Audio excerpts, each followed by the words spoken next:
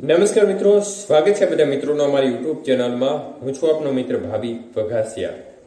તો મિત્રો, ખાસ કરીને અત્યારે દ્વારકા અને જામનગર જિલ્લાની હાલત અત્યંત કફોડી જોવા મળી રહી છે। રેતસરનું ખેદાન મેદાન પવન સાથે એક પ્રકારે બિપરજોય વાવાઝોડાની યાદ કરાવી રહ્યા છે। તે પ્રકારનો પવન સાથે ભીષણ વરસાદ પડી રહ્યો છે। ત્યારે મારી સ્ક્રીન પાછળ જે તમે દ્રશ્યો જોઈ રહ્યા છો તે દ્રશ્યો ખાસ કરીને કલ્યાણપુરના રણજીતપુરના છે।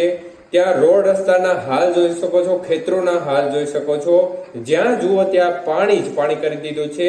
આ એટલી સ્થિતિ ભયંકર છે કે તેમાં તમારે નીકળવું હોય તો બહાર નીકળી ના શકાય તે પ્રકારના દ્રશ્યો અત્યારે સામે આવી રહ્યા છે।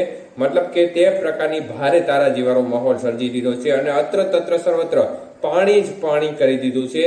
તો તે પ્રકારનો ભીષણ વરસાદ જોવા મળી રહ્યો છે। પવન પણ અતિ તીવ્ર જોવા મળી રહ્યો છે। ત્યારે આ સિસ્ટમ હજી કેટલા સમય સુધી અસર વર્તાવશે તે વિશે વાત કરીએ તો મિત્રો, ખાસ કરીને અત્યારે કચ્છના ભાગો પર આ સિસ્ટમ છે, કેન્દ્ર બિંદુ કચ્છના ભાગો પર જોવા મળી રહ્યું છે અને સંભવિત હજી પણ આ સિસ્ટમ આવનારી 24 થી 36 કલાક સુધી આની અસર વર્તાવી શકે છે અને ત્યારબાદ આ સિસ્ટમ ધીમી ગતિએ પશ્ચિમ દિશા તરફ થોડી આગળ સરકી અને અરબી સમુદ્રમાં જવાની શક્યતાઓ છે। એટલે આમ જોવા જઈએ તો આવતીકાલ સાંજ સુધી અથવા તો 30 તારીખની સવાર સુધી આ સિસ્ટમનું તાંડવ હજી જોવા મળે તેવી પૂરેપૂરી શક્યતાઓ દેખાઈ રહી છે। એટલે હજી પણ મિત્રોને સાવચેતી રાખવા વિનંતી છે।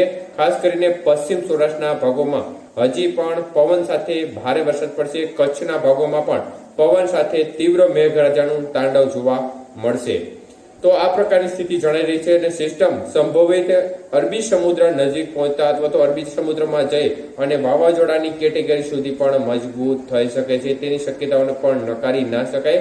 કારણ કે અત્યારે સિસ્ટમની જે મજબૂતાઈ છે તેના કારણે પવનનું જોર વધુ જોવા મળી રહ્યું છે અને સિસ્ટમ હાલ પણ હજી ડીપ ડિપ્રેશન જોવા મળી રહી છે।